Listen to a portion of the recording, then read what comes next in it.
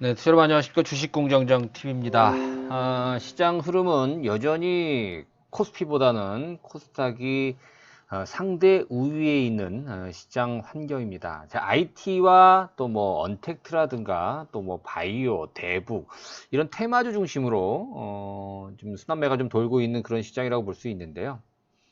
IT가 쉬는 그런 상황에서는 바이오가 좀 강세를 보이고요. 또 바이오가 약세를 보이면 또 IT 강세를 보이는 그런 흐름이 나타나고 있는데요. 중요한 점은 아무래도 당분간은 코스피보단 코스닥에서 포인트를 찾는 것이 유리할 것이다. 계속 강조를 해드렸던 부분이고요. 특히나 지수가 양시장 모두 최근 바닥 대비 지난 3월달 바닥 대비 올라온 폭이 워낙 크기 때문에 지수와 관련된 종목군들은 다 좀 부담이 된다. 즉 코스피나 코스닥이요. 특히 코스닥은 사실 뭐 하락하기 이전 수준까지 다 회복을 했습니다. 근데 이게 비단 우리나라만의 현상이 아니고요.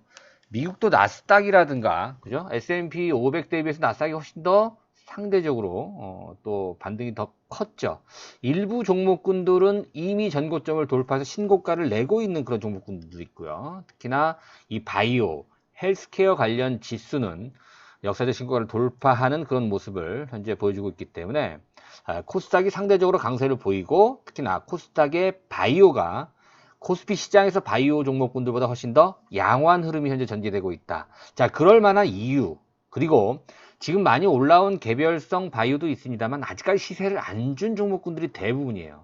그런 종목군들 중심으로 한번 오늘 코스닥 바이오가 올라갈 수밖에 없는 여러 가지 이유에 대해서 주식공정장 TV에서 다뤄보는 시간을 가져보도록 하겠습니다.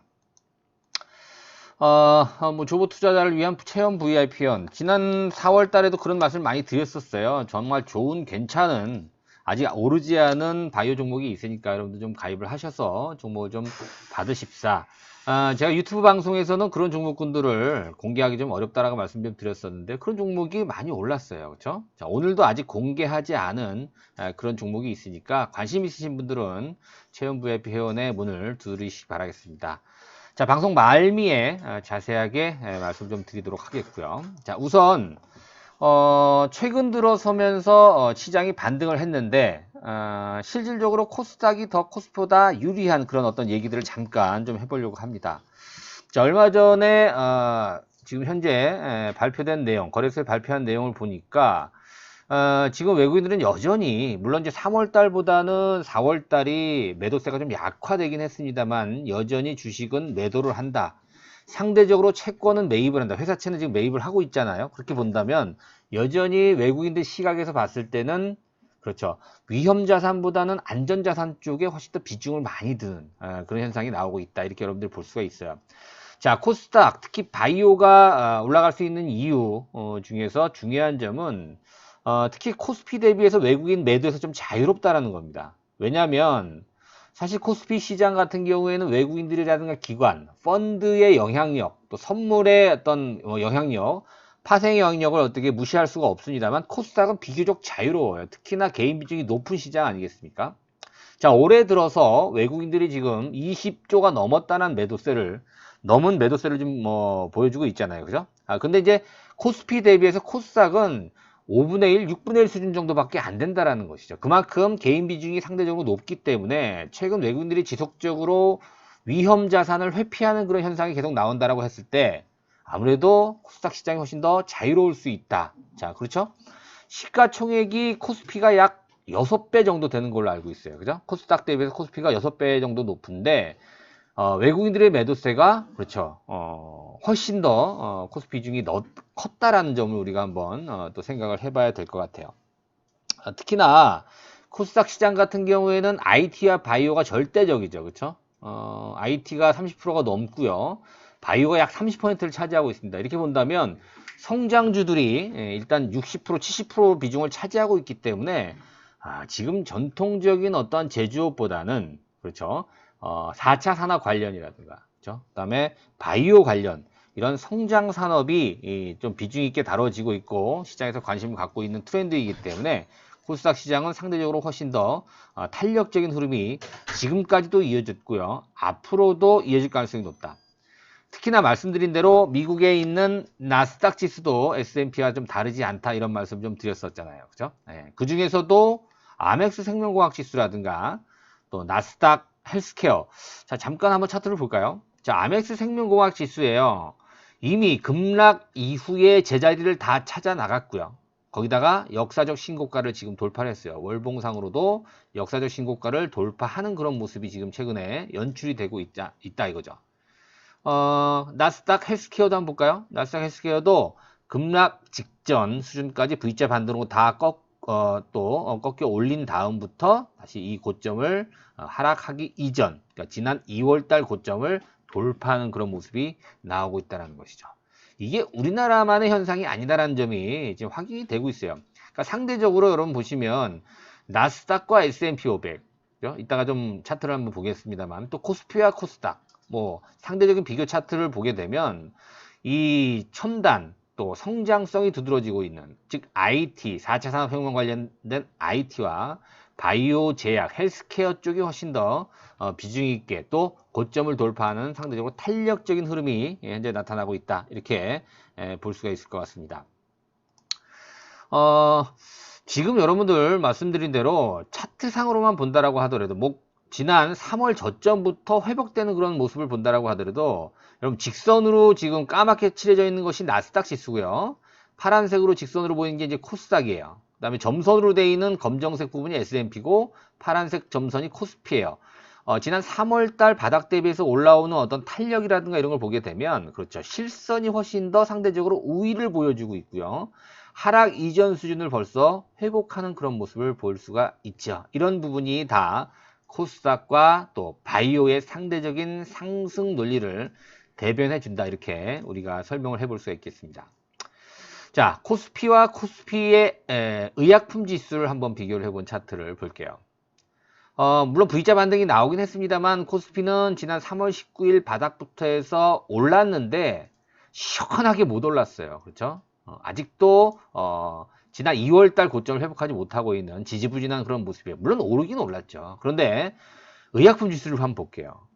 자, 하락한 이후에 바닥은 같이 확인을 했어요. 3월 19일 같이 바닥을 확인을 했지만 하락한 이전 수준을 이미 다 돌파를 해서 지난 고점까지도 이미 다 돌파를 해서 지속적인 상승세를 지금 보여주고 있다는 것입니다. 그렇죠? 훨씬 더 바이오가 셌다. 이런 점을 여러분들이 눈여겨보시면 될 것 같고 코스닥은 조금 더 두드러지게 나타나죠. 자, 코스닥은 코스피가 지금 회복 시점, 즉 하락한 이전 수준을 회복하지 못했다라는 점을 비교해 봤을 때 코스닥은 이미 하락한 부근까지 올라왔어요. 지금 거의 뭐 680, 그죠? 690선 근처까지 지금 반등이 나오고 있는 상황이에요. 자, 제약은 어떤가요? 코스닥 제약은 그렇죠. 코스닥도 지수 자체도 많이 올랐지만 이 제약 업종은 이미 지난 고점 수준을 이미 돌파해서 신고가를 내고 있는 그런 모습을 나타내고 있다는 것이죠. 자, 종합을 해보게 된다면 그렇죠. 훨씬 더 흐름이 더 양호하다. 코스피보다는 코스닥에 있는 업종 대비해서는 제약 바이오가 가장 앞선다 이렇게 볼 수가 있겠고요. 상대적으로 바이오라고 하더라도 이 코스피 시장에 있는 제약 바이오보다는 코스닥 시장에 있는 제약 바이오가 훨씬 더 강할 가능성이 있다. 자, 여러 가지가 이유가 있습니다만 셀트리온이라든가 삼성바이오로직스 같은 이런 대장주들이 실적 호전되는 원년의 해가 바로 2020년도예요. 특히 바이오시밀러, CMO 관련된 이런 새로운 어떤 신사업에 대한 실적이 올해부터 상당히 두드러지게 나타나고 있기 때문에 셀트리온, 삼성바이오로직스, 셀트리온 헬스케어 마찬가지예요. 이런 종목군들이 바이오의 어떤 대장주 역할을 좀 하고 있는 그런 상황이고요. 특히나 최근의 사태로 인해서 우리나라 방역이라든가 이런 진단 키트 관련된 그죠? K바이오가 상당히 글로벌 시장에서 관심을 좀 받고 있지 않습니까? 그래서 뭐 진단 키트라든가 치료제, 백신 이런 부분 일단 이런 부분이 아무래도 또 바이오의 어떠한 그 모멘텀으로 작용을 하고 있죠. 의약품 수출이 많이 증가를 하고 있다는 겁니다. 특히나 치료제로 최근에 미국이라든가 일본에서 판매가 가난 렘데시비르 같은 이런 약품들이 그죠? 관련 종목들까지 이슈가 되면서 최근에 주가가 좀 많이 올라왔습니다. 자, 올해 들어서 코스피 시장 대비해서 헬스케어는 약 30%포인트 정도 앞서 있어요. 수익률에서. 사실 지난달까지만 하더라도 코스피의 헬스케어가 강했습니다만 5월달 들어서면서도 보면 코스피 헬스케어에서 코스닥 헬스케어로 매기가 좀 이전되는 그런 모습이 나오고 있습니다. 자, 4월 달만 하더라도 외국인들은 코스닥 바이오에서 약 7천억 정도 순매도 기조를 유지했었어요. 근데 5월 달 현재까지 거의 1,000억은 안 된 이유는 아니 900억 수준의 지금 순매수로 전환이 된 상태거든요. 그렇죠? 앞서 말씀드린 대로 바이오시밀러라든가 CMO 대표적인 대장주, 바이오 대장주들이 실적 기대감.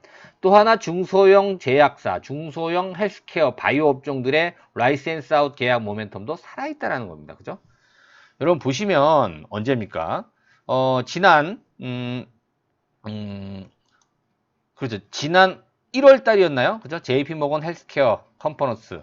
자, 이 부분을 시작으로 출발해서 이제 K바이오의 어떤 관심들이 지금 현재 불러일으키게 되는 그런 계기가 됐는데요. 다음 5월 달, 이번 달 말에 미국 임상 종양학회가 있죠. 물론 온라인으로 열릴 예정입니다만, 아스코라는 어떤 또 중요 학회, 메이저 학회가 또 열리기 때문에 이거와 관련된 이슈가 또 나올 가능성이 있다. 자, 특히나 지금 이제 보시게 되면 앞서 말씀드린 대로 지금 이제 4월 달에 수출, 한국의 수출을 보게 되면 그렇죠. 글로벌 셧다운 여파로 인해서 무역 수지가 적자로 전환이 됐어요. 좀 안타까운 그런 어떠한 현상이긴 합니다만은 일단 감내를 해야 되겠죠. 그러나 말씀드린 바이오 헬스케어의 수출은 약 30% 가깝게 전년 대비해서 증가했다는 소식들이 지금 나오고 있습니다. 이거는 8개월 연속 증가 추세라고 이제 볼 수가 있는데요. 자, 이게 그럼 단발적인 어떤 상승이냐, 최근의 사태로 인해서 단발적인 반짝 상승이냐, 아니다 이거죠. 그죠? 추세적인 상승을 기대해 볼 수 있다라는 겁니다. 특히, K바이오, 이번에 방역이라든가, 그죠? 치료제, 진단키트 관련해서 세계가 깜짝 놀랐잖아요. 그죠? 대한민국이 이 정도로 의료 수준이 선진국이었는지, 그쵸? 우리도 깜짝 놀랄 정도로. 자, 그렇게 본다면, 지금 미국이요. 지금 차트에 나와 있는 것처럼, 고령화, 미국뿐만이 아니라 전 세계가 다 고령화 추세인데, 65세 고령 인구가 현재 미국이 약 16%가 된다 그래요. 전체 인구에. 근데 2030년도, 앞으로 10년 후에는 약 30% 정도 육박을 한다 그럽니다. 미국뿐만이 아니겠습니다만. 근데 미국 의약품 무역 수지가 적자폭이 계속 확대가 되고 있어요.